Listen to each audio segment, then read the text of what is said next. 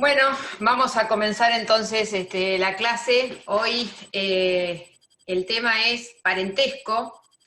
Desde ya le pido que me interrumpan todas las veces que sean necesarias para lo que no entiendan o para cualquier duda que tengan, porque bueno, ya que no tenemos la posibilidad de la clase presencial, tendríamos que hacer como si estuviéramos todos al mismo tiempo. Como en muchas otras instituciones, el Código Civil en este caso da una definición de lo que es el parentesco.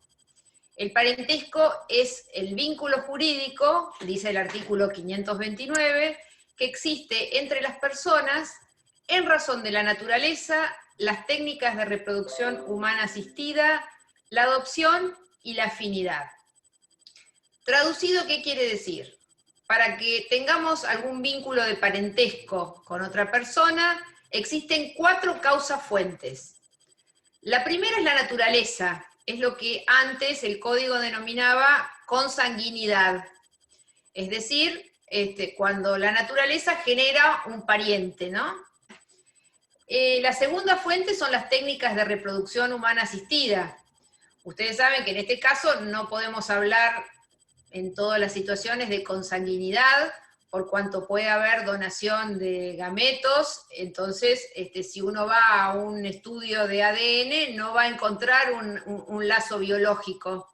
Sin perjuicio de eso, como aquí lo que prima es la voluntad procreacional, todos estos temas ustedes los van a ampliar en las próximas clases que van a tener de filiación. Entonces, esta también es una causa fuente de parentesco. Otra Profe, causa fuente, sí. no estás compartiendo el PowerPoint que usted quisiera, me parece. ¿No? No. Juzgado de familia número 3, Departamento Judicial Mar del Plata, divorcio. Presentación unilateral. ¿Ahí no lo están viendo? Porque yo No, lo estoy viendo. A ver, para que cierro no. ese, tenés razón. A ver.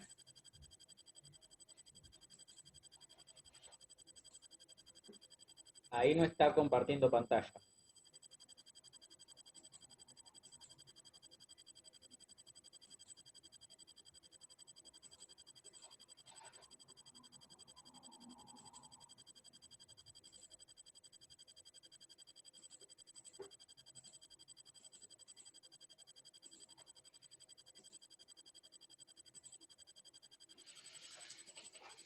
¿Qué problema?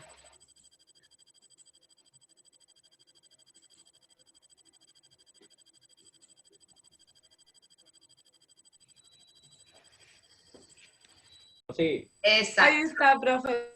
Bárbaro. Bueno, ahora ya íbamos por las fuentes, les decía, del parentesco. La naturaleza, habíamos dicho que antes se llamaba consanguinidad, y así lo van a poder encontrar en muchos artículos y en muchos libros. Inclusive no en todos los artículos del código se ha corregido, y en muchos sigue hablándose de consanguinidad, pero se refiere a la naturaleza como fuente de parentesco. Lo de las técnicas de reproducción ya habíamos hablado, y estábamos por la adopción. En este caso es una sentencia la que crea el vínculo de parentesco. Todos estos temas ustedes los van a ir ampliando a medida de que van avanzando en la materia. No me voy a explayar hoy por hoy cómo se llega a una adopción, porque eso lo vamos a ver dentro de unas 2 semanas aproximadamente. Y la última fuente de parentesco es la afinidad. La afinidad es el parentesco que se genera cuando uno contrae matrimonio con otra. Ya vamos a avanzar también en relación a eso en particular. Entonces tienen que tener en cuenta entonces que hay 4 causas fuentes de parentesco. Cuando el código dice que cuando habla de parentesco en general, se refiere a las 3 primeras causas que hablamos, es decir, a la de naturaleza, las técnicas de reproducción humana asistida y la adopción. Cuando se quiere referir al parentesco por afinidad, lo refiere en forma expresa. Cuando ustedes lean los artículos del código van a ver que lo de afinidad viene separado y específicamente desarrollado en particular. Hay otros conceptos abstractos que ya han escuchado, sobre todo cuando han visto el tema de impedimentos matrimoniales, que es cómo se computa el parentesco. Entonces aquí aparecen conceptos como línea, grado, tronco, rama. Estas son las formas que se computa los diferentes niveles de parentesco. Es muy común que vean esquemas como este que surge de la pantalla, porque muchas veces tenemos que hacernos este tipo de dibujos para contar los grados y ver si una persona está incluida o no entre los distintos estadios que después van a tener consecuencias jurídicas. O sea, esto no es caprichoso, sino que en algunos casos van a ver que determinados institutos o determinadas posibilidades o facultades se extienden hasta determinado grado de parentesco en determinada línea o con relación a determinada rama. El artículo 530 del Código Civil establece que la proximidad del parentesco se establece por líneas y por grados.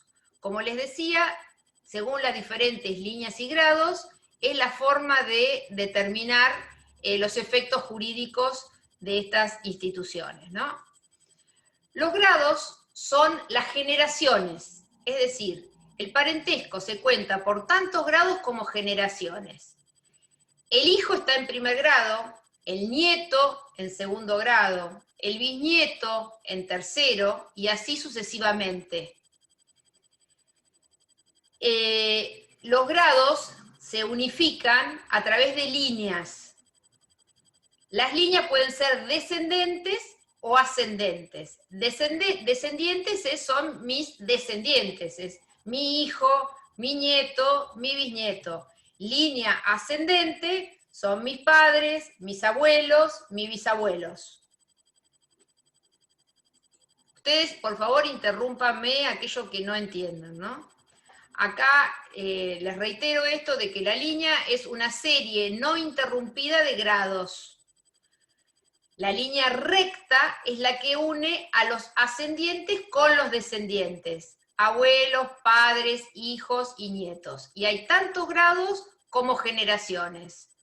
Padre, hijo, primer grado. Nieto y abuelo, segundo grado. O sea, se van contando las generaciones y así se establece la línea recta.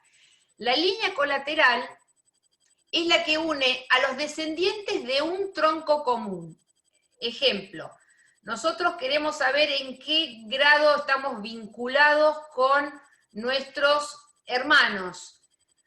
El tronco común que tenemos con nuestros hermanos son nuestros padres. Entonces tenemos que subir a nuestros padres primer grado y de ahí bajar nuevamente por la línea colateral hasta el hermano. Entonces, un hermano está vinculado en la línea colateral en segundo grado. Así sucesivamente con los tíos, sobrinos. O sea, es difícil de explicar sin un pizarrón para mí, pero en la medida de que con los ejemplos creo que es más sencillo. Lo que no entiendan, por favor me lo hacen saber. Acá les puse en la filmina lo del cómputo que les acabo de decir. Hay que subir hasta el tronco común y de ahí descender hasta el pariente más próximo.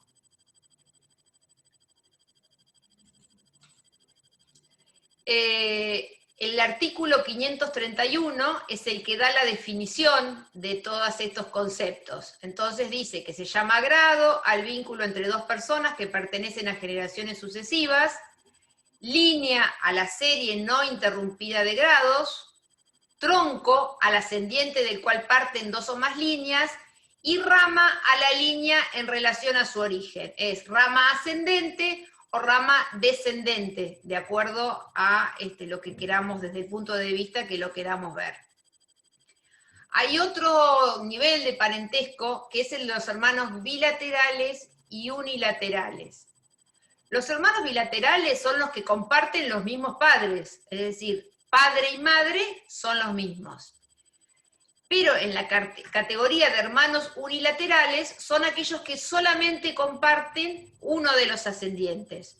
Son hijos del mismo padre o de la misma madre, pero no comparten los dos progenitores como los hermanos bilaterales. Esto es importante porque, como les decía, tiene consecuencias y eso lo van a ir viendo en las diferentes instituciones que todavía le falta ver. Pasando al tercer tipo, ¿por qué? Porque el parentesco, diríamos, generado por la reproducción humana asistida, se asimila absolutamente al de la naturaleza, o sea, no hay ninguna diferencia. En cambio, en el parentesco por adopción, como adelanto, o sea, hay tres tipos de adopción: la adopción plena, la adopción simple y la adopción de integración. Pero la adopción de integración asume algunos de los tipos de caracteres de la plena o de la simple. Eso ya le digo, lo vamos a ver la otra semana cuando veamos adopción. Se generan distintos tipos de parentesco según sea un adoptado en forma plena o un adoptado en forma simple. La adopción plena se adquiere el mismo tipo de parentesco que tendría un hijo nacido por la naturaleza o por las técnicas de reproducción humana asistida. Es decir, se genera parentesco con los parientes del adoptante como si fuera un hijo natural. En cambio, en la adopción simple, el único vínculo de parentesco se genera entre el adoptante y el adoptado. El adoptado no es pariente de los parientes del adoptante. Todo esto, les reitero, lo van a ver cuando vean los distintos tipos de adopción. Pero lo que tienen que tener presente es que el parentesco que se establece es diferente en uno y en otro caso. De todas maneras, tampoco estos tipos de adopción y de parentesco son rígidos. Hoy por hoy se les da a los jueces, en las sentencias de adopción, establecer distintas posibilidades de parentesco. Es decir, se puede establecer, generar un vínculo de parentesco a través de una sentencia, más allá de lo que dice el tipo legal de adopción simple y adopción plena. Pero eso seguramente... Doctora, una pregunta, porque me da mucha intriga. ¿Por qué, en qué se diferencian de que te den una adopción plena o simple? Bueno, la gran diferencia entre una y otra es que en la adopción plena se corta todo vínculo con la familia de origen. En la adopción simple no se corta el vínculo. Esa, diríamos, es la diferencia más grande. Ya se te van a aclarar todas las dudas cuando veas adopción en particular. Pero hoy por hoy, a veces, aún en una adopción plena, se puede mantener el vínculo de parentesco con algún integrante de la familia de origen que pueda ser importante para el adoptado, ¿no? Por ejemplo, preservar el vínculo entre hermanos. Esa es una de las cosas que hoy por hoy es uno de los lineamientos que ha incorporado el Código Civil y que antes se hacía, diríamos, jurisprudencialmente y basado, diríamos, en el derecho de los tratados de derechos humanos, tratados internacionales, pero no era derecho interno. A partir de la reforma es derecho interno y es obligación de los jueces, cuando eso es beneficioso para el niño, preservar el vínculo con sus hermanos de sangre. Pero bueno, depende del caso. En algunos casos no es bueno y en otros casos es muy importante. De todas maneras, en la práctica a veces es difícil de sostener. Pero bueno, no me quiero adelantar al tema de adopción porque es un tema muy lindo y lo van a ver en profundidad. El último tipo de parentesco del que hablábamos era el parentesco por afinidad. Es el que se genera a partir de la celebración del matrimonio. En este caso, los grados se computan de la misma manera que se encuentran en relación al cónyuge. Es decir, los parientes del cónyuge por naturaleza en primer grado son por afinidad en primer grado del cónyuge. Yerno y nuera son, en relación al suegro y suegra, primer grado de afinidad. Lo que tienen que tener en cuenta es que el parentesco por afinidad no concluye cuando se disuelve el vínculo, por ejemplo, por divorcio o por muerte. Aún así, sigue subsistente este parentesco por afinidad. Otro tema importante y máxime ahora que estamos en la era del multiple choice, la unión convivencial no genera los efectos de parentesco. Es decir, los convivientes no son parientes. Ténganlo en cuenta porque puede venir en algún examen de multiple choice y puede generar algún tipo de confusión. Entonces, la unión convivencial solo tiene los efectos que la ley le reconoce, pero el parentesco no es uno de ellos. Y a su vez, el parentesco por afinidad no crea vínculo jurídico entre los parientes de uno de los cónyuges y los parientes del otro. Esto de que hablamos de consuegro, concuñado, todos esos no son parientes. No hay vínculo entre los parientes de uno con los parientes del otro. Esto de, ¿para qué nos sirve hablar de parentesco? Bueno, hay efectos que van a ver a lo largo de todo el código y de leyes complementarias, de distintas situaciones en las cuales se menciona el tema del parentesco. Por un lado, como les decía, ustedes ya han visto... Una pregunta. ¿Sí? Sobre lo anterior, ¿cuál sería la justificación para que después de terminado, por ejemplo, mediante el divorcio del matrimonio, todavía vos mantengas el parentesco por afinidad?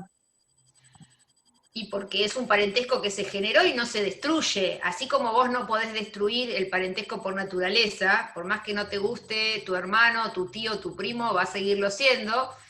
Cuando te casaste, generaste un vínculo que no tiene por qué romperse porque se rompa el nexo intermedio. Entonces, si bien ya van a ver que los efectos en relación a la afinidad son mucho menores, y como les decía, y lo dice un artículo del código, cuando el código se quiere referir al parentesco por afinidad, lo hace específicamente. Si no lo hace, es el resto de los 3 tipos de parentesco que vimos. Pero es porque no se puede volver atrás. Ya está, o sea, te casaste y para toda la vida tenés ese vínculo, porque genera efectos, porque también se conformó una familia, y por lo tanto, así como hay un deber de solidaridad con relación al ex cónyuge, bueno, también lo hay con relación a los parientes por afinidad. Ya van a ver que con un límite mucho más corto que con relación al resto de los parientes, pero forma parte de todos los principios de derecho de familia aplicables, ¿no? Tiene relación con el impedimento del matrimonio. Claro, una de las características, uno de los efectos, acá justamente el que está en la filmina como número 1, es el tema de los impedimentos matrimoniales. Obviamente que en el caso de la afinidad es mucho más, el 403 lo que habla en relación a la afinidad es hasta el 2º grado, ¿no es cierto? A ver... Afinidad en línea recta en todos los grados. Bueno, en línea recta, en cuanto a afinidad en línea recta, no en otra línea. Pero, o sea, que te podés casar con la cuñada, pero no con la suegra o la abuela de tu ex. Pero sí se tiene en cuenta y no desaparece por el hecho del divorcio o de la cesación del vínculo por la causa que fuere, ¿no? También como una de las, como legitimados para oponerte a la celebración del matrimonio o para deducir la acción de nulidad, o sea, uno tiene que tener un vínculo de parentesco en cada caso y en cada institución van a ver hasta qué límite. Los parientes pueden iniciar todo lo que tenga que ver con acciones relacionadas con la determinación de la capacidad o la inhabilitación. No sé si ya vieron, no, todavía no, el tema de la guarda, es decir, se le puede conferir la guarda a los parientes por 1 año. Bueno, esto también son todos temas que ustedes necesitan ver con más profundidad. Está obligado como pariente a denunciar la orfandad de los menores o la desprotección o la vacancia de la tutela. En el caso del oficial público, sea escribano o sea funcionario, no puede tomar intervención en asuntos que tengan interés un pariente suyo hasta el 4º grado. Tampoco pueden ser testigos de instrumentos públicos. Se pueden tener el derecho a que le paguen con beneficio de competencia, el tema de que uno pague cuando pueda. Legitimación para iniciar las acciones de filiación, que también van a ver a continuación. Los derechos hereditarios, fundamental, es decir, el que nadie que no sea pariente va a ser convocado a la sucesión legítima. Después tenemos la sucesión testamentaria, pero la ley a los que llama a la sucesión son a los parientes, hasta un determinado grado que ya también los van a ver. Y también los parientes están legitimados para accionar reclamando el daño extrapatrimonial por muerte o gran discapacidad, que es lo que antes se llamaba el daño moral, es decir, ante una situación extraordinaria, están legitimados para hacer ese tipo de reclamo. Bueno, hay derecho y obligación alimentaria, que eso lo vamos a ver hoy más adelante, hay un derecho de comunicación entre parientes, que eso también lo vamos a ver hoy. Y en relación al tema de la protección de la vivienda familiar, creo que eso han visto algo con la doctora Rotonda en alguna de las clases, es decir, el tema de lo que antes se llamaba el bien de familia, las posibilidades de ser beneficiarios, está en relación a los parientes también. Entonces, todos distintos grados de parientes, pero son el tipo de causales para poder acceder a la protección de la vivienda. Bueno, lo de la determinación de capacidad, esto ya ustedes lo han visto en Civil 1, y la obligación de denunciar las situaciones que estén bajo su presencia. En relación a los efectos penales, ustedes saben que existen delitos relacionados con el parentesco, como por ejemplo el delito de incumplimiento de los deberes de asistencia familiar, o el impedimento de contacto. O sea, son todas temas que tienen que ver con el parentesco. Es decir, si yo estoy obligado por la ley a prestar asistencia, alimentos, a algún ascendiente, descendiente o colateral, y no lo hago dolosamente, incurro en un delito que es el delito de incumplimiento de deberes de asistencia familiar. El tema del impedimento de contacto, no obstruyo el contacto entre parientes que tienen derecho a tener contacto. En general esto se da entre padres e hijos, a veces no queda alternativa de que hacer una denuncia penal de impedimento de contacto, si bien la justicia penal no es muy afecta a tratar en profundidad este tipo de delitos, porque los consideran cuestiones de índole familiar, y por lo tanto tratan de sacarse de encima este tipo de investigaciones y pasarlas al ámbito de la justicia familiar. El parentesco también es una causal de agravante en el delito de homicidio, de lesiones, de abuso, de corrupción, secuestro, etc. Y también es eximente de responsabilidad en algún tipo de delitos, por ejemplo también en el encubrimiento. Es decir, si yo encubro a un pariente dentro de determinado grado que ha cometido un delito, estoy eximido de responsabilidad.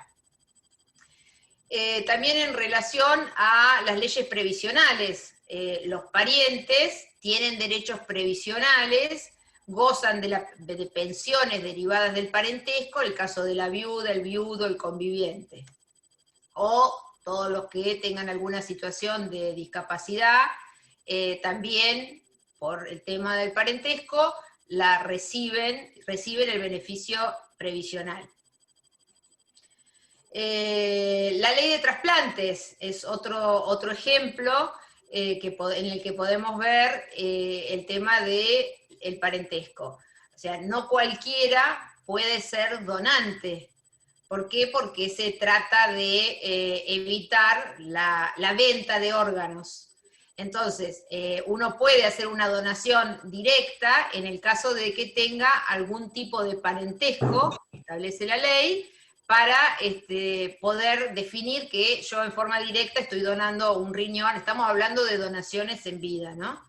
Entonces, eso es muy importante, este efecto, que sea extendido también jurisprudencialmente a los convivientes y también a referentes afectivos.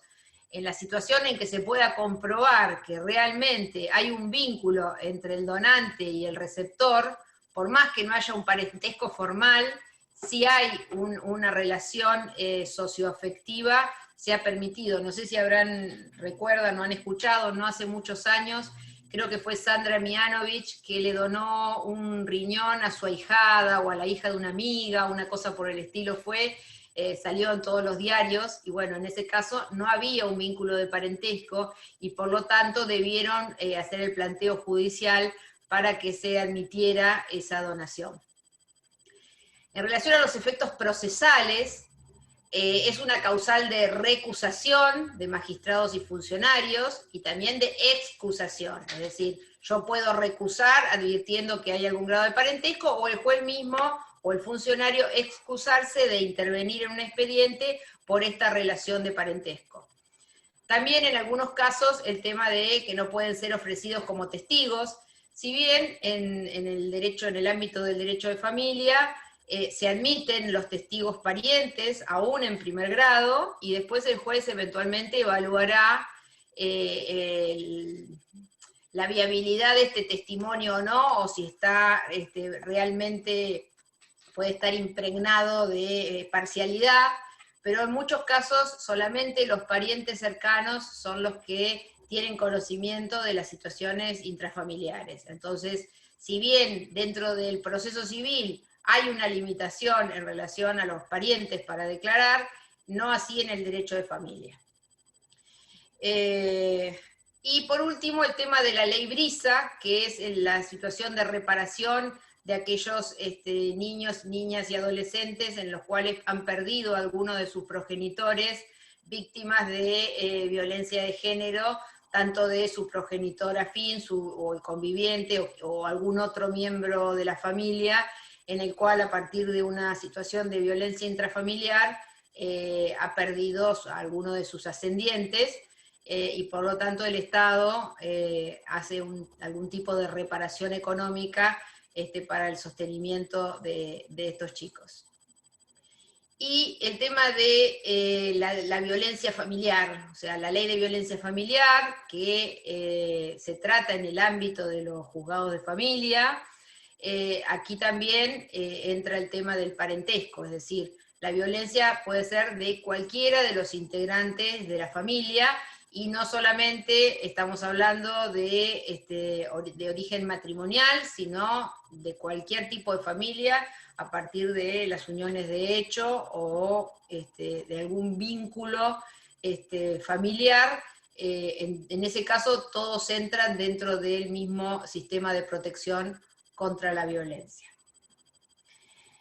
La situación más habitual que tratamos los abogados y los jueces de familia en relación a la situación de parentesco son los juicios por alimentos.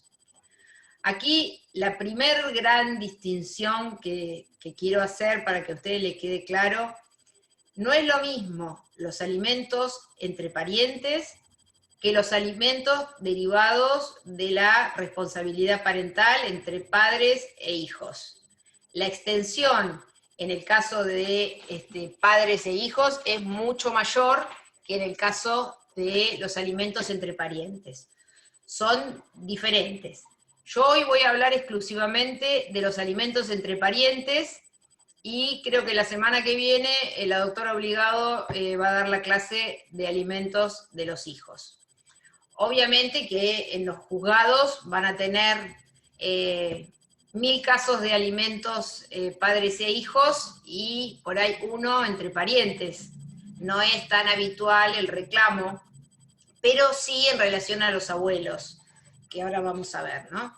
Yo de todas maneras les voy a dejar como material un fallo en el cual se trata el tema de la condena de alimentos para unos abuelos, una abuela específicamente, que está muy interesante porque van a ver que es un resumen de todo lo que vayamos a hablar hoy. Es decir, tienen en cuenta muchos de los parámetros para llegar a la sentencia.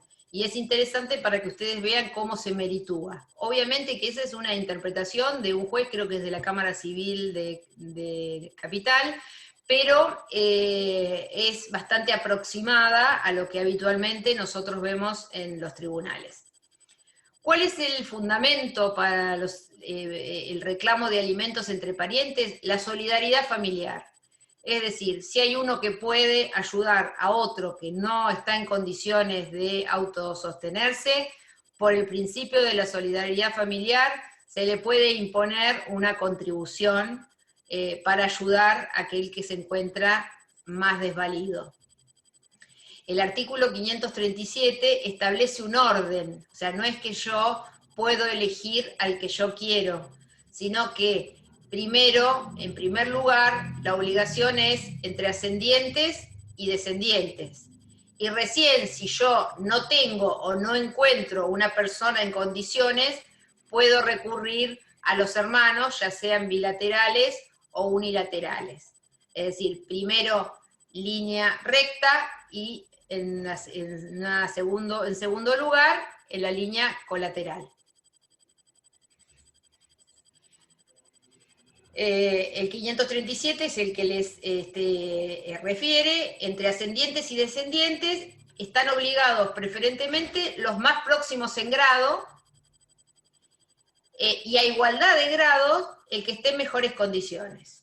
Por ejemplo, abuelos, puede ser que unos abuelos, por parte de la madre, sean gente de muy buena situación económica, y por el otro lado tenemos unos abuelos que viven de una pensión graciable. Obviamente, en esa circunstancia, van a resultar obligados, primero estos abuelos que están en buena situación, y a los otros se los va a descartar, diríamos, como legitimados pasivos. Ahora bien, si estuvieran en igualdad de situación y al mismo grado, entonces en ese caso el juez puede establecer cuál es el porcentaje que le corresponde a cada uno. Si están en iguales situaciones, será por mitades. Si hay unos que están mejor que otro, el juez va a establecer, analizando cada caso, cuál será el grado de contribución de estos alimentos que se están reclamando. Perdón, ¿la demanda tendría que iniciarse en el caso que usted planteaba contra todos los abuelos? A veces pasa que se inicia contra solo uno de los abuelos, y estos abuelos pueden reconvenir y traer a juicio a los otros abuelos si están en la misma situación. En general, si yo estoy reclamando alimentos para mi hijo e inicio una demanda contra los abuelos paternos, porque el padre se murió, no me pasa la cuota, ya he hecho varios procesos y no logro que cumpla, no encuentro que embargarle, no encuentro un trabajo, o se fue a vivir a la China, voy a elegir a los padres del padre, a los abuelos paternos. Pero puede ser que ellos vengan a juicio y digan, sí, perdón, pero los padres de la señora están en mejor condición que nosotros para colaborar, y por lo tanto los traigo también a juicio. Pero bueno, uno puede demandar, si quiere, a uno solos, y bueno, después se ve. En general ocurre esto, cuando uno demanda a uno, si los otros están más o menos en las mismas condiciones, los citan también.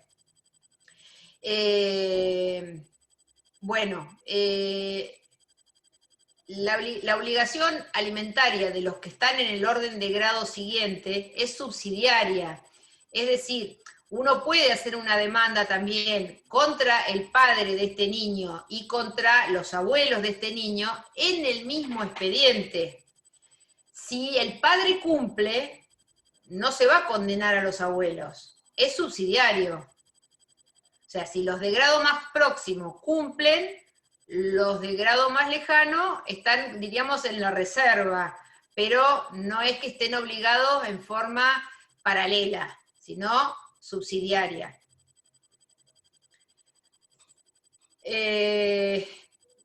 Por muchos años hubo una resistencia de la jurisprudencia a citar a otros parientes de grado más lejano en el mismo proceso.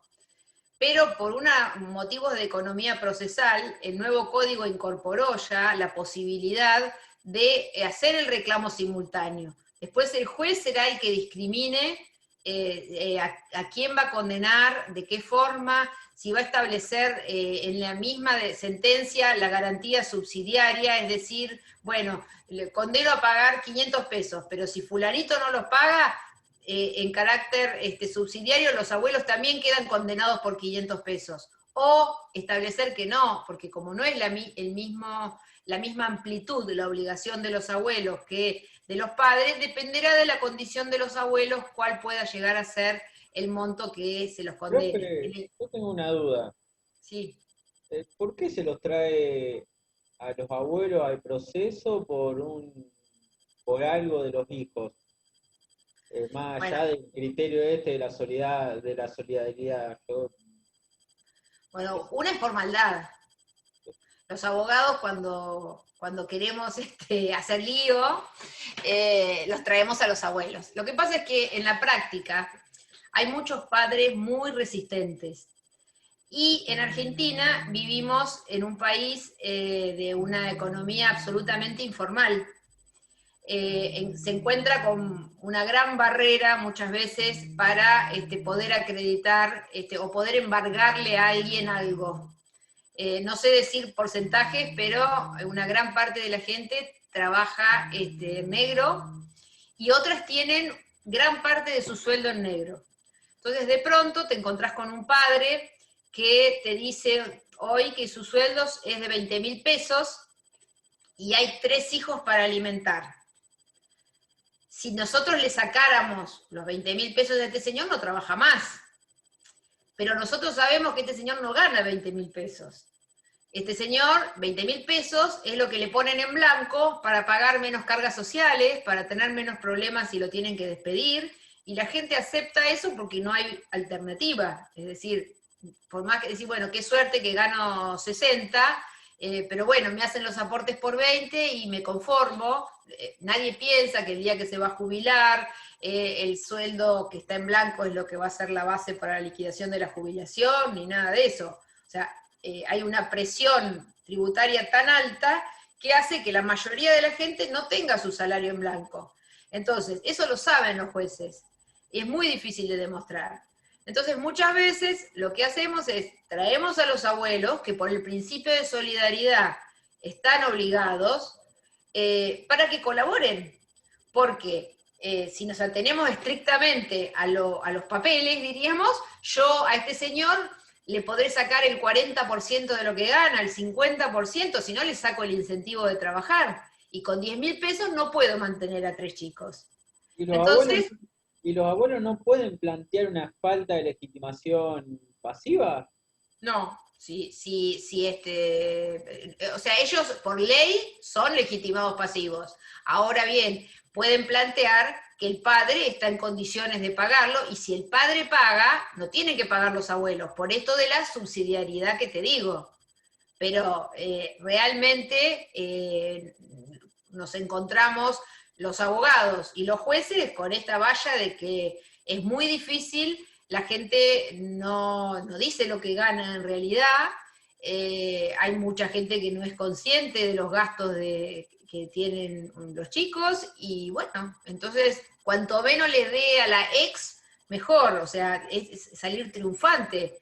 Yo a mí como abogada, para mí la peor situación que puedo tener es estar defendiendo a un alimentante, porque yo sé lo que cuesta por experiencia personal, sostener a un hijo. Entonces, ¿cómo hago para defender para que alguien pague menos? O sea, yo creo que, de acuerdo a la situación social de cada uno, los padres tienen obligación de sacar de donde sea, lo mismo que cuando vivís con la otra parte, para cubrir las necesidades de los chicos. Las necesidades son muy variables de acuerdo a la situación social de cada lugar. Hay mucha gente que viene y te dice, ¿cuánto es una cuota alimentaria? Y es imposible contestar esa pregunta, porque hay rubros, como por ejemplo la escolaridad. Si vas a una escuela pública, ese rubro es muy bajo, porque a lo sumo tenés que incluir una cooperadora y los materiales mínimos, porque en una escuela pública no te piden de la misma manera que te exigen en una escuela privada. Y si vas a una escuela privada de parroquial, la cuota son 3.000 pesos. Pero si vos vas a un colegio no confesional y que no tiene subsidio estatal, por ahí llegas a pagar 15, 20.000 pesos en Mar del Plata. En Buenos Aires 30 o 40.000 por un solo hijo para que vaya al colegio. Lo mismo pasa con las obras sociales. Si vos tenés un trabajo en blanco, que tenés una obra social y tu hijo tiene esa misma obra social, el costo de la obra social es mínimo, te podrán incrementar un descuento de 100, 200, 300 pesos. En cambio, si vos tenés que pagar de Swiss Medical o lo que sea, estamos hablando de 10, 15.000 pesos más por persona. Entonces, es tan amplia la diferencia de acuerdo a la situación particular de cada familia, a lo que esté acostumbrado, que a veces pasa que uno se sorprende en gente que diga, yo me arreglo con esto, y decís, ¿cómo hará? Pero bueno, bárbaro, si se arregla, uno no va a ir a decir, no, usted pida más, porque, viste, como abogado te tenés que conformar a lo que el cliente quiere. Ahora, te vienen otros que nada les alcanza y que dicen, si nosotros cuando estábamos juntos todos los años íbamos a Europa, y bueno, eso ya es algo que hay que incluirlo en la cuota. Y si todos los años nosotros alquilábamos carpa en los balnearios del sur, y bueno, es una necesidad porque los chicos ya están acostumbrados a ir a los balnearios del sur y no van a ir a la playa pública. Entonces, Claro, como que se busca sostener el nivel de vida que tenían los hijos cuando los padres estaban juntos, sí, ¿no? se La busca, idea.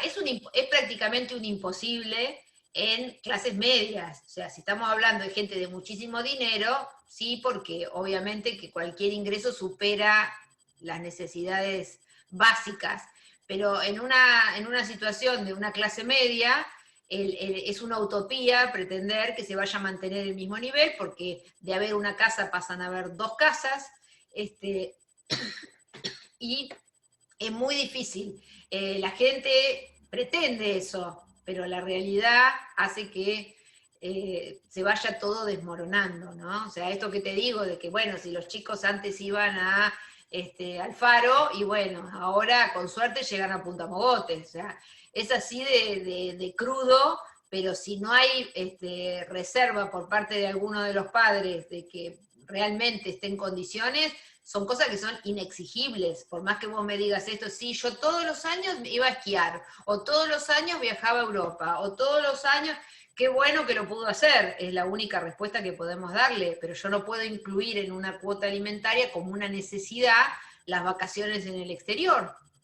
Y hoy por hoy, ni siquiera en Carlos Paz, o sea, ya el tema de las vacaciones o de la recreación, bueno, cada vez está más acotado.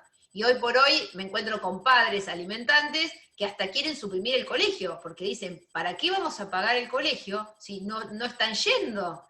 Entonces te dicen, para el año que viene, ¿y por qué lo voy a anotar en ese colegio nuevamente o por primera vez, que cuesta X suma, 10.000, 15.000 pesos por mes, si las clases no van a empezar y la vacuna no va a aparecer hasta octubre, noviembre? Y uno se queda pensando, y bueno, por un lado pueden llegar a tener razón, que están pagando una cuota que no se ve reflejada en el servicio, pero no por una imposibilidad. Pero bueno, ¿quién hace futurología?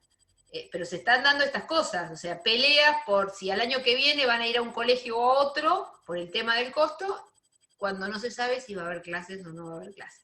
Entonces, este tipo de cosas de pretender sostener un determinado nivel es muy difícil. Pero en relación, eso es padres-hijos. Entre los parientes, ya ahora vamos a ver más adelante, que la cuota se fija en función, primero, de la situación social del que está reclamando. Porque vos que tengas un abuelo millonario, cuando vos tu vida siempre transcurrió en una situación, diríamos, media, no por eso le vas a poder reclamar a tu abuelo que te pague un máster en Londres. O sea, depende de la situación propia. Acá está lo que les decía, que en caso de que haya más de uno obligado al mismo nivel, va primero a contribuir el que está en mejor condición, y si están en igual condición, por partes iguales. Y acá está la diferencia que les marcaba en relación a los parientes. ¿Sí? ¿Alguien preguntó algo? En relación a los parientes por afinidad. Sí, se escucha. Los parientes por afinidad solo se deben alimentos cuando están vinculados en línea recta en primer grado.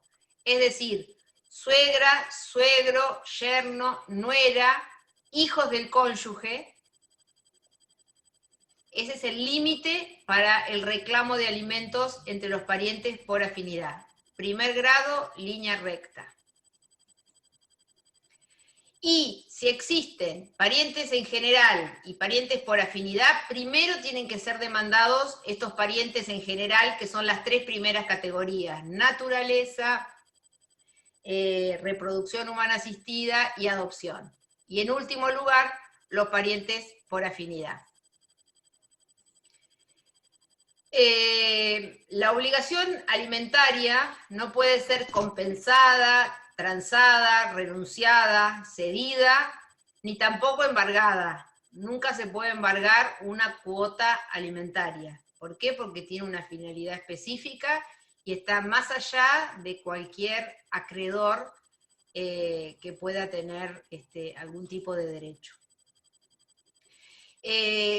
Podrían llegar a ser compensados únicamente. A veces se da el caso de que haya que pagar la educación, por ejemplo, de una persona, y en vez de entregar el dinero, se pagó la cuota de ese colegio. Entonces, bueno, ahí en ese caso podría aceptarse una compensación. Y renuncia, se podría aceptar una renuncia de las cuotas ya devengadas. Es decir, por ejemplo, uno inicia un juicio hoy y llega a un acuerdo al año que viene. Ya van a ver que hay un artículo que dice que la cuota que se fija es retroactiva al momento de iniciación de la demanda o del reclamo efectivo si no transcurrieron 6 meses entre el reclamo y la iniciación de la demanda. En ese caso se van devengando cuotas que no se pagan porque todavía no está determinado el quantum. Entonces, a veces pasa que cuando se llega a un acuerdo sobre el monto, se renuncia a cobrar todas estas cuotas devengadas o parte de ellas durante el transcurso del juicio. Sería la única posibilidad de renuncia. O las cuotas que ya están devengadas, es decir, que ya de alguna manera se debió cubrir la necesidad a la que está destinada de otra manera, y si la quiero donar, regalar o lo que fuere, ya no estarían afectados los derechos, porque ya esto ya de alguna manera ya se cubrió, entonces podría ser transmitido de alguna forma. No puede ser, dice tampoco, solicitada la devolución o repetida. ¿Qué quiere decir? Que si una vez que yo pagué, no puedo pedir que me la devuelvan.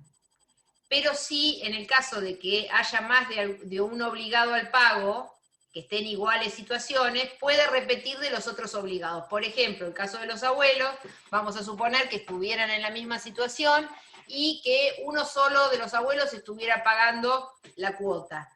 Puede repetir la mitad, por ejemplo, contra los otros abuelos que estuvieran en la misma situación. Eso está previsto, o estamos hablando de la mitad, pero puede ser que el juez establezca que se pueda repetir el 30%, el 20%, el 10%, todo depende de la situación de las partes y del planteo que se haga. La obligación, ya no lo dice más el código, pero el código de Vélez decía que es recíproca, es decir, cualquiera de todos estos parientes puede hacer el reclamo contra los otros. ¿Cuál es el contenido de la obligación alimentaria entre parientes? Que esto es lo diferente con los derivados de la responsabilidad parental. Lo que se puede incluir son los gastos de subsistencia, la habitación o vivienda, el vestuario y la asistencia médica. Si fueran menores de edad, se puede incluir el rubro educación. Pero, como ven, es acotado. Yo no puedo estar reclamando gastos superfluos o de educación costosa o lo que fuere. Estamos hablando de algo restringido y para cubrir las necesidades más elementales.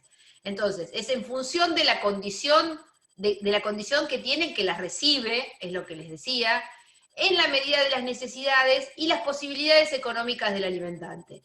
Puede ser que tuviera derecho a mucho, pero las posibilidades económicas del alimentante, como ocurre muchísimas veces, no son muy amplias. No todos los abuelos son gente adinerada. Hay muchos abuelos que cobran la jubilación, y sabemos que las jubilaciones en general, las medias, obviamente que hay excepciones, son bajas. Entonces, ¿hasta qué punto yo le puedo afectar a un abuelo que está cobrando la jubilación mínima para darle al nieto? Bueno, todo eso son situaciones que evalúa el juez en cada caso, porque a veces puede ser que cobren una jubilación mínima y que sean propietarios de 3 o 4 inmuebles, que es el caso del fallo que yo les voy a acompañar como material. Era el caso Disculpe, de doctora. Sí. Yo tengo una pregunta. Una consulta. Perdón, no estamos pisando. ¿Hay algún monto en el cual se pueda embargar el recibo de sueldo o la jubilación en ese caso? ¿Un monto máximo o no hay un monto estipulado? Mira, en principio las jubilaciones no son embargables. Bien. Como principio. Sí. Habrá que ver qué tipo de jubilación. Porque si vos, hay gente que cobra 300.000 pesos de jubilación. Entonces, son poquitos, pero los hay. Entonces, ahora, si vos alguien que cobra una jubilación de 15.000 pesos, ¿qué le podés sacar a una persona? Imposible. El caso que yo les decía es el caso de una señora que cobraba montos bajos, tenía una jubilación y una pensión, pero tenía 4 inmuebles. Entonces, en ese caso, pese a cobrar esa jubilación, se supone que si esa señora tiene 4 inmuebles, bueno, si los tiene que vender, que los venda, porque acá hay algo más importante que son las necesidades de un niño. Pero si te guías exclusivamente por la jubilación o la pensión y no acreditas que haya ninguna otra cosa, es muy difícil. Porque alguien que gana 15.000 pesos, ¿qué le podés sacar? ¿1.500? ¿Y para qué alcanza 1.500? Nada. Entonces, claro, a eso me refería. Quizás se ve más en el tema de alimentos de padres e hijos, que por ejemplo, como usted decía y explicaba, que tienen un recibo de sueldo por un monto X, que a veces, no sé si yo leí mal o interpreté mal, antes se estipulaba un proporcional, o sea, un 10% del recibo de sueldo era embargable para alimento de los hijos. Hoy creo que no está estipulado eso. No hay, en relación a los alimentos de los hijos, exacto, no hay límite de embargo de sueldo. bien, a eso me refería. Bien. Lo que pasa es que justamente es una de las excepciones a la inembargabilidad de los sueldos. Pero si vos le sacás un gran porcentaje del sueldo, no trabajan más. Entonces hay que ser muy prudente. Salvo que vos, por indicios o por otra prueba, acreditás esto de que estamos hablando. Este señor gana 20.000 pesos y resulta que sus vacaciones son en Cancún, tiene un auto modelo 2018, y los testigos lo ven frecuentemente cenando en restaurantes de categoría. Entonces, obviamente, nadie que tenga un ingreso de 20.000 pesos puede darse esa vida ni empezar a respirar siquiera. Entonces, eso se da bastante seguido, que tenemos que recurrir a indicios, porque algunos son muy inteligentes, diríamos, y no usan tarjetas de crédito, porque si usan tarjeta de crédito ahí quedan pegados de que gastan por mes más de lo que ganan. Pero mucha gente, aún hoy, se maneja en forma absolutamente informal. Entonces es muy difícil, pero entre padres e hijos los jueces son bastante duros. Hay un piso mínimo que vos podés fijar de cuota alimentaria, sabiendo lo que se gasta para comer normalmente, lo que necesitas para vestirte, y los gastos de escolaridad, no hablemos de una escuela privada, pero aún de la pública sabemos que los chicos que van a la escuela tienen gasto de algún libro, de un guardapolvo, de lo que fuere. Entonces hay cuotas mínimas, nadie te va a fijar hoy una cuota de 3.000 pesos, por ejemplo, porque es imposible que con 100 pesos por día puedas cubrir nada. Entonces, hoy por hoy, una cuota mínima por niño es de unos 7.000 pesos, o sea, difícilmente te fijen algo menor. Pero no es que, o sea, eso es la práctica. Ningún lado lo dice. Hay gente que viene ya con el cassette de este conocimiento popular que se repite, es que no se le puede sacar más la cuota de alimentos es el 20, el 30, el 35, en general la mayoría de la gente dice el 30. ¿Es cierto? Te vienen y se te sientan y te preguntan, ¿es cierto que no le puedo sacar nada más que el 30% de lo que gana? No, claro. No es así. Le podemos sacar lo que sea para cubrir las necesidades. Y si este señor dice que gana 20.000 pesos por mes, tendrá que procurar, y es joven, sano, fuerte, tendrá que procurarse alguna otra forma para subvenir a las necesidades de sus hijos, porque viva con ellos o no viva con ellos, si viviera haría lo imposible para que pudieran comer.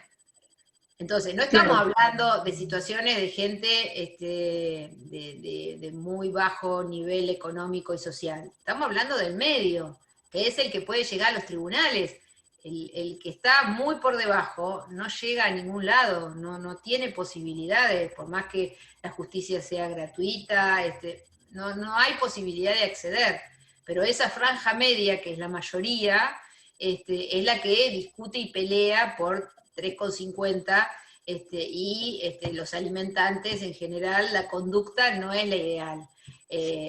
Alguien, de vez en cuando que venga alguien y diga, yo quiero pagar lo que corresponda y quiero que mis hijos tengan lo mismo que teníamos cuando estábamos juntos.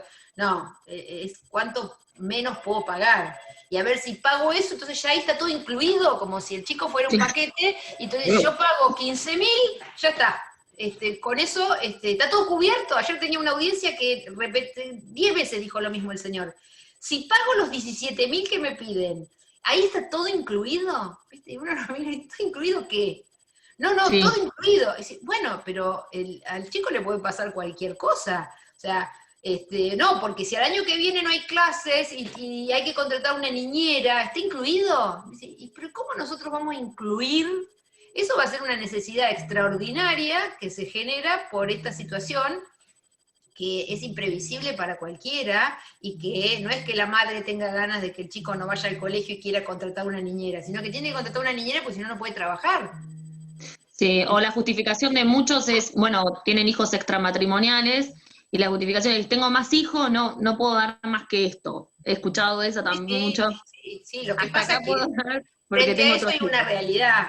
Si vos tenés 6 hijos, lo que tenés, lo tenés que repartir entre los 6. No es que el que nació primero va a estar en mejor situación que el que nació último. Entonces, lamentablemente, por supuesto, o sea, ahí aparecen todas las peleas, cómo, pero es así, lo mismo que pasa si vivieran juntos, o sea, uno tiene que siempre pensar en eso. Si vivieran juntos y tuvieran 6 hijos, y este señor sigue trabajando en el mismo lugar y sigue siendo la misma persona, bueno, va a seguir ganando lo mismo, y hay que dividir lo que hay entre los 6. Entonces es probable que haya que reducir, que de ir a la escuela X pasen a otra escuela, a la escuela pública, que de tener OSDE pasen a tener, no sé, Dar Salud, qué sé yo, cualquier, o sea, hay que reducir, y hay grandes peleas con eso, de cómo reducir. Pero bueno, eso lo van a ver con la doctora Obligado, porque si no le estoy sacando el tema, ¿no? Creo que yo me estoy haciendo una pregunta, que no sé si va al tema o no. Imagínense que vienen 2 viejitos al estudio y te dicen, me quiero sacar el problema de encima. Y te dicen, ¿puedo hacer un pago único en concepto de todo? No sé, vendo una casa y les doy la plata y ya está. ¿Se puede? No, ni aunque fuera los viejitos, fuera el padre. Algunos quisieran hacer eso. Y de hecho, a veces, cuando... Es poner una suma única en concepto de todo. Lo que pasa es que la señora que administra, vamos a suponer que es la mamá, ¿no? En general es así, se lo gasta, y después esos chicos siguen teniendo las necesidades insatisfechas, te pueden volver a reclamar.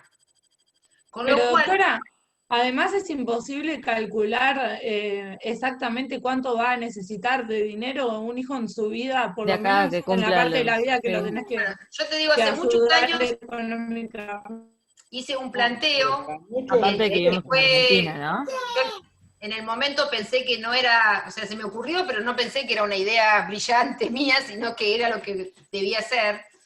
Me acuerdo que hicimos el divorcio de un matrimonio, que la única productora era la señora.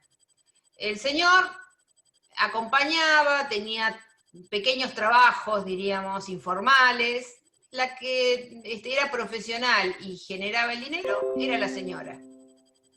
Se divorcian y primero creo que se liquidó un lote de un terreno que tenían.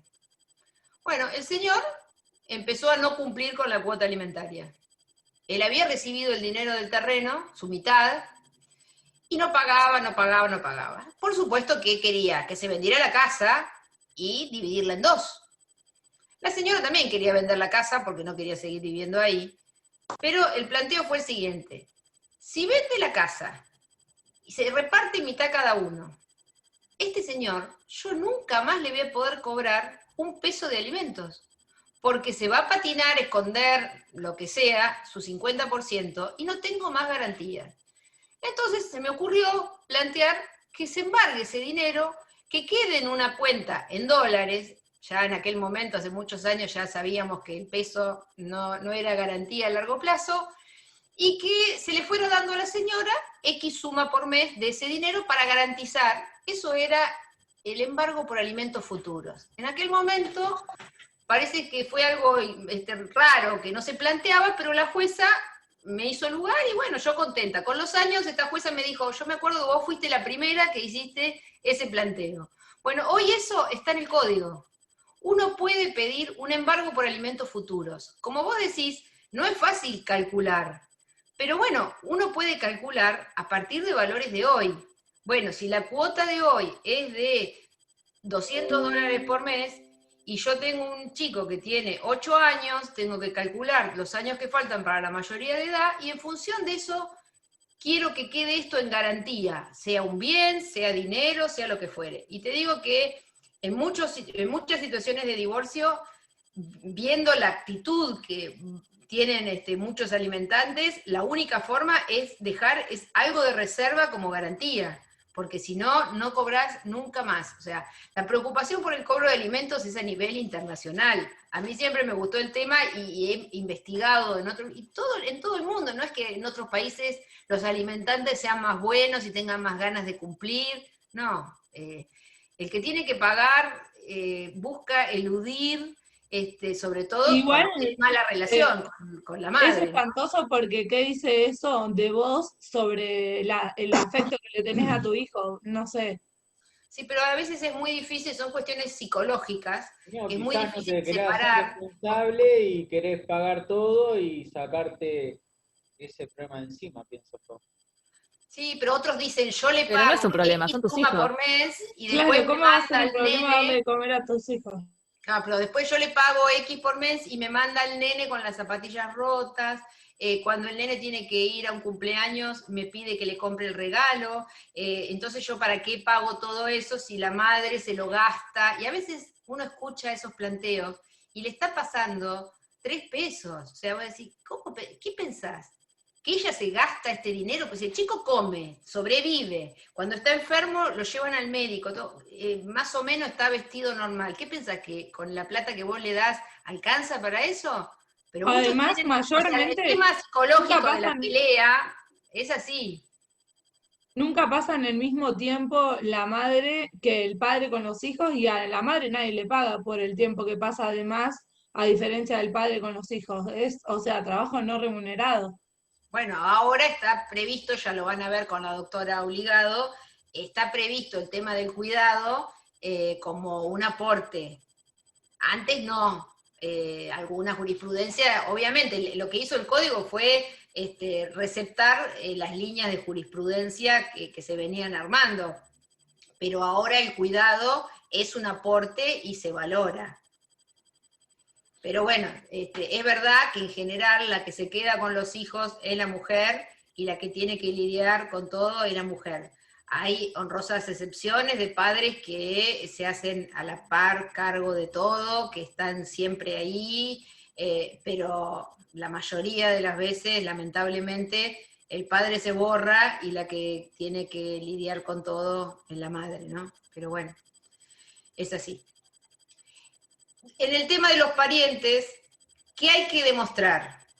La falta de medios de subsistencia de la persona que reclama, la imposibilidad de adquirirlos con su trabajo, o sea, tiene que haber alguna causa, porque si no, que vaya a trabajar. Y la posibilidad que hablábamos de los parientes a quien se le están pidiendo esos alimentos. Ahora bien, no importa la causa que llevó a esa persona a la necesidad. No podemos decir, bueno, lo que pasa que el señor mató al vecino y estuvo preso, entonces ahora sale y ¿por qué yo, si es un delincuente, le voy a tener que pagar por más que sea mi pariente? Bueno, acá el código expresamente dice, no importa la causa de la necesidad que lo llevó a eso. Dice, ni la prodigalidad es la que gastó de más, ni lo culpa, ni nada, aunque sea deshonesta, lo libera al pariente. O sea, si hay un estado de necesidad, hay que cubrirlo por el principio de solidaridad familiar. Y acá otra vez, lo de comparativamente, la obligación alimentaria entre parientes es limitada, es más limitada que lo resultante de la responsabilidad parental. Esto es lo más importante que les tiene que quedar de todo esto. ¿Cómo se cumple la cuota alimentaria? La cuota alimentaria en principio, debe cubrirse en dinero, en efectivo, pero hay una posibilidad también que sea cubierta en especie. Por muchos años hubo toda una tendencia en que el pago en especie era repudiado directamente. Se prefería siempre que fuera dinero, porque se decía que si una persona puede cuidar a sus hijos, también puede administrar el dinero y repartirlo de la forma que corresponda. Con la gran inflación que tenemos siempre, lamentablemente, muchas veces estas sumas de dinero, más allá de los índices de actualización o lo que fuere, enseguida quedan depreciadas. Entonces hay toda una corriente de aceptación de pagos en especie. Por ejemplo, que el alimentante pague el alquiler, que pague la obra social, que pague el colegio. Entonces, de esa forma se van cubriendo y distribuyendo obligaciones y necesidades, y la inflación no hace mella contra esos. También puede ser que, en principio, el pago es mensual, pero también y por meses anticipados, pero también puede ser que, de acuerdo a la modalidad de trabajo del alimentante, se pague semanalmente o quincenalmente. Vieron que hay muchos, por ejemplo, la industria de la construcción en general cobran semanalmente, otra gente cobra por quincena. Entonces, según la situación, hay que adaptar y puede haber flexibilidad en cuanto a la forma de pago. Esto es lo que les decía, la forma práctica es de fijarlo en efectivo y hay que pagarlo por mes adelantado, siempre es así la cuota alimentaria. El pago en especie, que esto ya lo hablamos, periodos más cortos también lo hablamos. ¿Cuándo cesa esta obligación alimentaria de los parientes? El 554 dice, si el alimentado incurre en alguna causal de indignidad, primero. Esto ya lo vamos a ver cuando veamos sucesiones, pero, por ejemplo, si atenta contra la vida del alimentante o contra algún pariente directo del alimentante o comete algún otro tipo de delito, comete una indignidad y, por lo tanto, cesa la obligación de esta persona de alimentarlo. Por la muerte del obligado o del alimentado, esto es obvio, ¿no? O cuando desaparecen los presupuestos de la obligación. por ejemplo, dijo que era una persona indigente, que carecía de medios, y que yo de pronto encontró un trabajo, se ganó la lotería, o recibió una herencia, o lo que fuere, entonces en estos casos cesa. Salvo en el caso de la muerte, que es automático, en los otros dos casos el juez lo tiene que decidir, ¿no? Es decir, analizar si realmente hubo una causal de indignidad, o si realmente se modificó la situación de hecho que motivó el reclamo. Hay que esperar que el juez lo decida. El proceso de alimentos, bueno, ya nos queda poquito, voy a ver si puedo acelerar un poco, ¿no? Bueno, el juicio de alimentos tiene un trámite especial en Provincia de Buenos Aires, que está marcado por el artículo 636 y siguientes del Código de Procedimientos. Como es un procedimiento especial, y hay que adaptar en esto la legislación nacional, que es el código que dice que tiene que ser un trámite rápido y el más rápido que pueda haber por la materia en conflicto. No hay etapa previa, que es lo que hablamos el otro día, que en otros expedientes, en otro tipo de juicios, hay una etapa previa conciliatoria. Acá la conciliación se hace en la audiencia preliminar de este artículo 636, y es un procedimiento ágil. Si bien no se respetan los tiempos del código, porque el código limita la prueba, cosa que de hecho y por la aplicación de otros principios no es tan limitada. Según el código, si uno lo lee, el demandado no puede ofrecer más que prueba informativa y tiene que dictarse sentencia dentro de los 5 días de producida la prueba. Bueno, todos estos plazos de 5 o 10 días no existen en la práctica, ninguna sentencia sale en esos tiempos. Entonces, si bien es un procedimiento más rápido que otros, no es tan efectivo. Y cuando después uno ya tiene la cuota y lo que busca es un cese, un aumento o una reducción, tramita en Provincia de Buenos Aires por el trámite de los incidentes. La demanda de alimentos, bueno, tiene una serie de recaudos que, como todo juicio, tienen que adjuntar un bono, un anticipo, una tasa de justicia. Eso por ahí ya lo van a ver o lo han visto cuando han visto juicio de familia.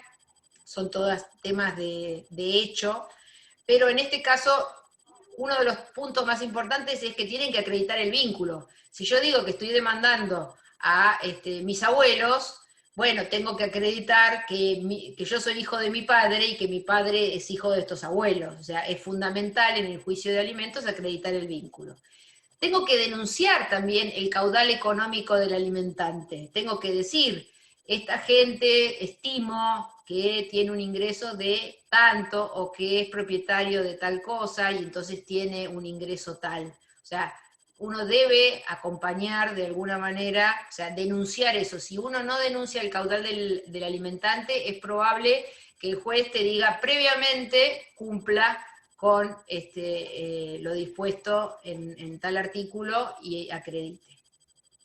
Bueno, ofrecer toda la prueba y también decir el monto de la cuota que pretendo y cuáles son las necesidades que tengo que cubrir. Obviamente que esto es diferente, como les decía, en el caso entre padres e hijos no tiene que acreditar ninguna necesidad, porque es una obligación legal, pero en el caso de los parientes sí tiene que acreditar su necesidad y a qué estaría destinado. A ver, aquí siguen vigentes los principios que yo les expliqué en la primera clase, es decir, el tema del 710, la carga de la prueba. De todas maneras, aun cuando uno deba denunciar todos estos elementos, siempre deberá acreditarlo el que esté en mejores condiciones de probar. Cargas probatorias dinámicas. Es decir, yo puedo decir que el señor gana 10.000 pesos. Bueno, el señor dice, no, yo no gano 10.000 pesos. Bueno, tendría que acompañar el recibo de lo que gana, porque es el que está en mejores condiciones. Es muy difícil que pueda acceder a obtener el recibo de sueldo, se me va a complicar, lo puedo hacer a través de informes, pero hay demora. En cambio, la persona obligada, que tiene en su poder el recibo de sueldo, tiene la obligación de presentarlo. También cuando uno inicia un juicio de alimentos de cualquiera sea el origen, parentesco o entre padres e hijos, se puede fijar alimentos provisorios, uno lo puede pedir. ¿Por qué? Porque como les decía, los juicios de alimentos no son rápidos, sobre todo en situaciones que haya que hacer mucha prueba para poder acreditar las distintas circunstancias del juicio. Entonces, en ese caso, se pueden pedir alimentos provisorios y el juez estima de acuerdo a la prueba que uno le presente. Por eso la prueba es fundamental. Acá tenemos a algún nene, hijo de Paula, hermano de Paula, que está saludando a la cámara. Bueno, el tema de la cuota provisoria es una medida cautelar y como tal tiene que ser cumplida, aun cuando uno puede apelar el monto, pero interín se expide la alzada, uno tiene la obligación de cumplir.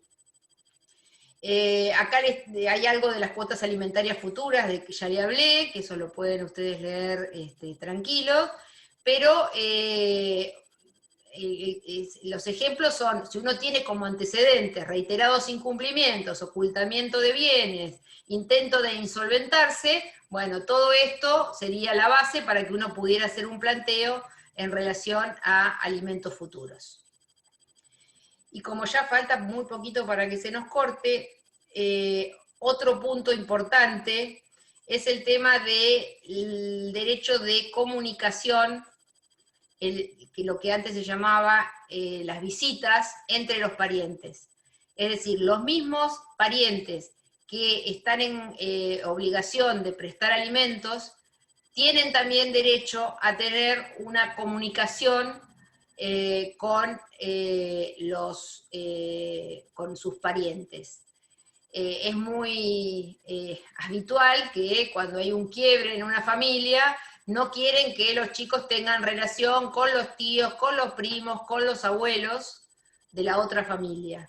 Entonces, lamentablemente, es un juicio frecuente que nos llega a los abogados y por ende a los tribunales, en el cual los abuelos vienen a plantear este derecho de comunicación, que en realidad no solo es un derecho de los abuelos, sino también de la persona con relación a la cual se pide el contacto, porque está garantizado convencionalmente el tema de tener comunicación fluida con cualquiera de los miembros de la familia.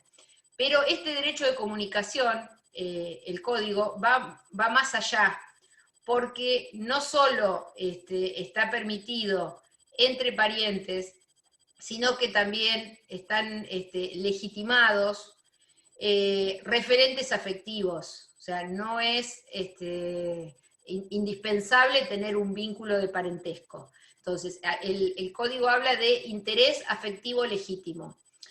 El típico caso del conviviente, que por ahí tuvo una relación muy estrecha de cuasi padre, cuasi madre, cuasi abuelo, con algún niño, y se fractura la familia y le impiden ese contacto. Antes no era pariente, hoy tampoco es pariente. Entonces, antes al no ser pariente no tenía ningún derecho. Hoy sigue no siendo pariente, pero se reconoce ese interés afectivo legítimo a proteger y por lo tanto pueden llegar a tener algún derecho, en la medida siempre que sea beneficioso para la persona con la que se desea mantener comunicación. Si es un menor, siempre hay que tener en cuenta el principio del interés superior del niño, y a la luz de eso se va a evaluar si es bueno o no es bueno este contacto que se pretende.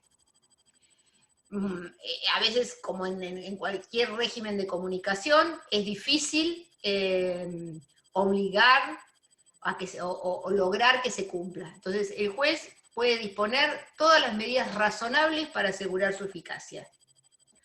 Muchas veces hay que imponer sanciones económicas, porque encuentran las 1001 excusas para no cumplir, que un día se enfermó, al otro día tiene un cumpleaños, al otro día se lo llevó el amiguito y no volvió. Bueno, entonces a veces no queda otro recurso que fijar astreintes, que es una multa, o a veces un tratamiento, es decir, psicológico, una terapia, para que se pueda entender lo bueno que puede resultar esta comunicación. Y a veces lo más extremo es el cambio de custodia, es decir, si no podés garantizar esta comunicación, bueno, se entregará el niño en guarda a otra persona que sí esté dispuesta a comunicar. Y como chiste Doctora, final, una consulta. sí. ¿Se le consulta al niño sobre este derecho de comunicación que quisieran ejercer con él? Sí, en todos los asuntos donde esté involucrado un niño, el juez tiene la obligación de escucharlo. No quiere decir que le haga caso, porque muchas veces en este tipo de cosas encontramos a niños captados, que vienen con un discurso que, claro, pero el que está acostumbrado y tiene experiencia, o a través del equipo técnico de los juzgados, es bastante fácil advertir que las palabras que dice el niño a veces no son propias, es decir, es un mensaje que viene. Y logran desarticularlo y buscarle alguna vuelta, ¿no? A veces es muy difícil. Está tan instalado el discurso del padre o madre que se hace muy difícil. Por eso el tema de las terapias, a veces de mucho tiempo, para desarticular lavado de cerebro, diríamos, ¿no? Porque hay muchas teorías acerca de muchos nombres que se les da de alienación parental o lo que fuere, que de acuerdo al enfoque psicológico, filosófico, algunos dicen que eso no existe, pero en la práctica ves niños con lenguaje adulto, o que claramente no podrían estar diciendo lo que dicen si fuera alguna creación propia. ¿Alguna otra duda que tengan en relación a esto? Bueno, lo más importante es esto que les digo, el tema... Profe, sí. hoy me quedó una del tintero, creo que la puse en el chat. Nada, No estoy viendo el chat, no sé cómo ver el chat a la misma vez, no quiero tocar nada, así que repitan lo que escribieron. Está bien. Era respecto de cuando se mantiene el vínculo una vez divorciado. Usted dijo que sigue manteniéndose el vínculo de suegra, suero, nuera, yerno, en el caso de los hijos afines. Sí. Sí, por afinidad. En el caso de los hijos afines, una vez que te divorcias, ¿siguen siendo tus hijos afines? ¿O ahí también se corta? Sí, incluso hay una obligación alimentaria también. Eso lo van a ver. Una vez que te divorcias también. Sí, sigue, o sea, es limitada, es por un tiempo, pero, por ejemplo, el caso de vos viviste muchos años con un señor de muy buena posición económica, pero nunca te casaste, y resulta que este señor tenía hijos que iban a determinado colegio. Cuando se inició la convivencia, el señor dijo, bueno, todos los chicos de esta casa van a ir a esta misma escuela, van a tener la misma obra social. Bueno, un día se separa de la mamá y obviamente este chico quedaría sin escuela, sin obra social, sin nada, en una situación totalmente por ahí precaria. Entonces, en ese tipo de casos se establece de que como le generaría un daño a ese niño, y acá lo que tienen que tener presente es que más allá del grado de parentesco, relación, lo que fuere, lo que se busca siempre es evitar un daño. Entonces, si hay una persona que está en condiciones de evitar ese daño o que ese daño sea mayor, le pueden imponer, por ejemplo, que por un tiempo siga pagando la escuela, que siga pagándole el lugar donde vivir, que siga pagándole la obra social. O sea, no cortás de ninguna manera el vínculo. Y esto pasa aún en situaciones de convivencia, donde no hay parentesco por afinidad. Así que si estás encima casado, ni hablar que seguís teniendo esa obligación. Ah, listo. Gracias. Doctor, una consulta. ¿Va a subir el Power al campus? Sí, les voy a subir el Power, les voy a subir un resumen muy bueno que se preparó en la cátedra para este tema, muy claro, y también el fallo que les digo sobre alimentos con los abuelos, que está muy bueno porque es un resumen de todo esto. Y ahí van a ver la forma de valorar las situaciones en una situación de parentesco que difiere de un alimentos entre padres e hijos. Muchas Cualquier gracias. duda me mandan un mail que está también en el Una en el pregunta. campus. Sí. Había puesto también en el chat, en el caso de que el padre se encuentre trabajando en negro, sin ningún tipo de recibo de sueldo, no que el sueldo sea bajo y sea parcialmente en negro, ponete. ¿Cómo se hace en ese caso para la fijación de la cuota si no tiene ningún ingreso blanqueado? El padre tiene una obligación, como te dije, de alimentar a sus hijos. ¿De dónde saque la plata? Poco importa. Si el señor trabaja en negro, bueno, y consigue dinero suficiente, ahí en ese caso lo que se van a tomar en cuenta son indicios y las necesidades de estos niños. Después, él se las tendrá que rebuscar bajo apercibimiento de caer en la figura del delito de incumplimiento de deberes de asistencia familiar. Perfecto.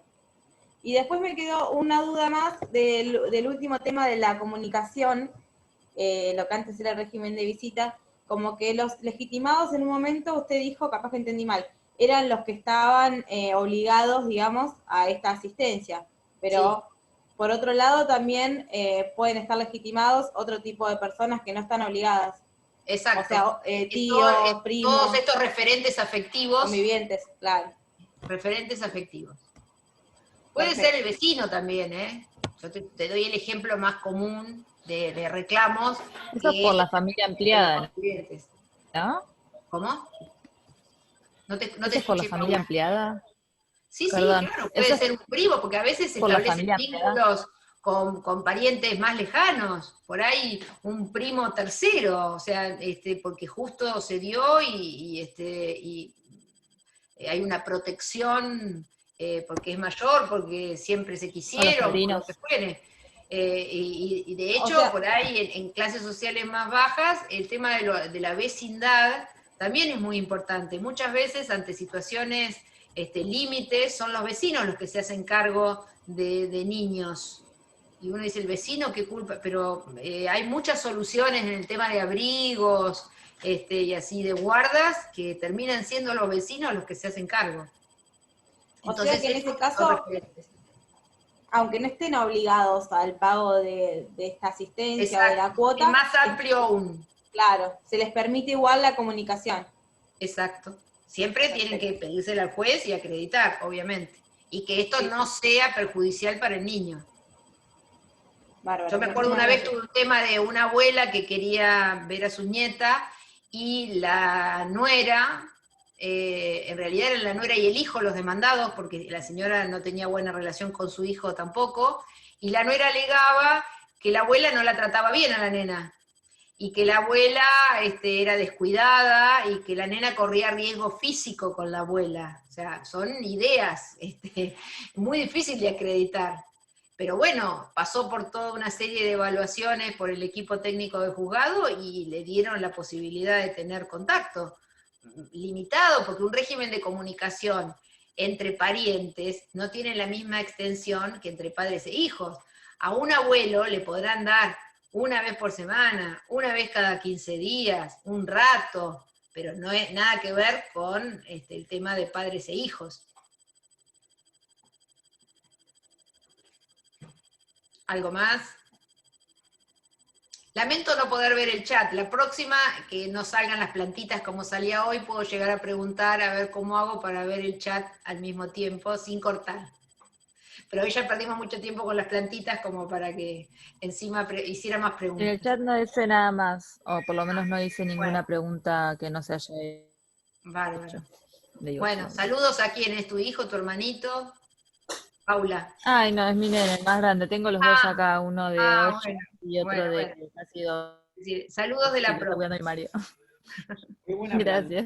Bueno, chicos, hasta la próxima. El miércoles que viene la clase la va a dar la doctora Rodríguez Fanelli y yo doy la del jueves. Chau, profe, nos vemos. Muchas gracias. Hasta luego, gracias. Hasta luego. Gracias. Chao.